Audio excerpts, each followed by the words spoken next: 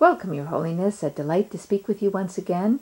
We do know that your schedule is so heavily overloaded, and we do appreciate you taking the time to speak with us today.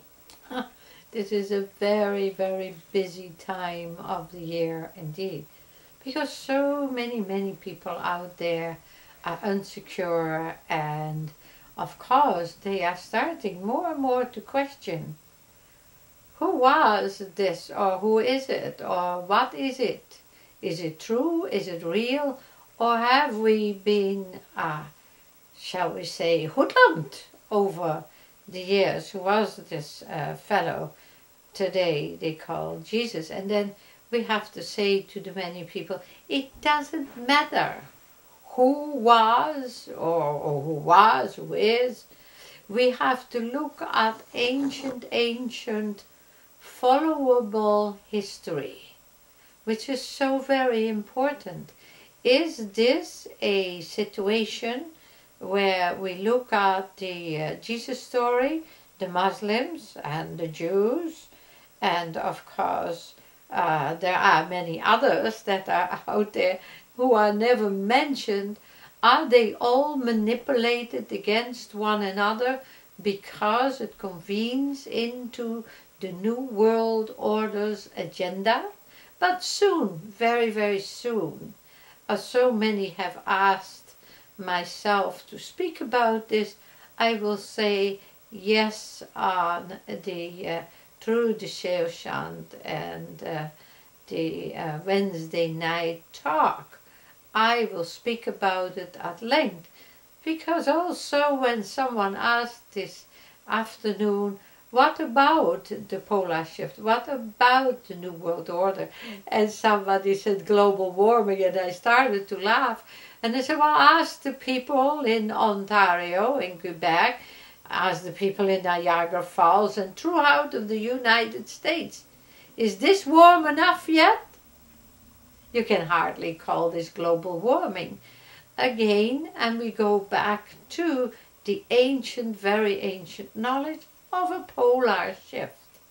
And also this we will have to look at and have to address. I just recently did a show on my program with, of course, Professor Krieg, which was of most interest to many people in the scientific community. And many joined in and said that they agreed with our form of thought and reasoning, and where we were opening the gates to forever understanding. And we hope that we can continue to do this, so that we can be empowered. In a world of so much hatred and suffering, what are your thoughts then about religions today? What are my thoughts? Well, if it was really true what they are spouting out there, then we must also come to the realization that the Jesus fellow definitely is a yin-yang dual persona that they have created, who will come one day with the sword, which is a canon today, and will weed out your whole family. But that's not what the all pure, the all good, the all magnificent Creator has ever intended, that we would go and slaughter His creation. It's not a very divine act.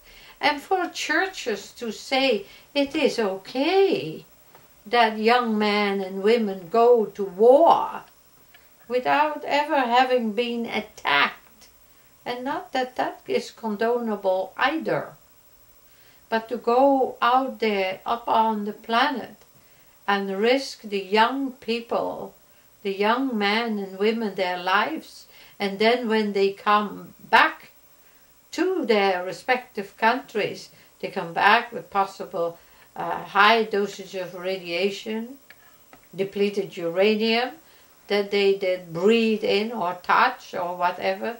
They have deformed babies, as many of the babies that are now born in the Iraq area are having great deformities.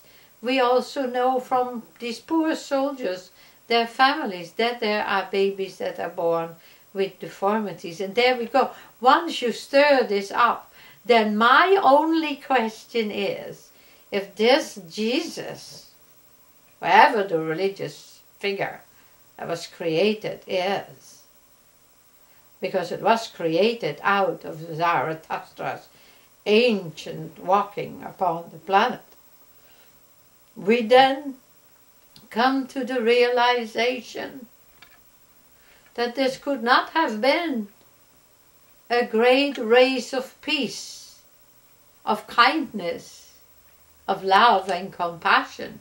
Wasn't it that it was said everywhere? And of course it was left by Moses.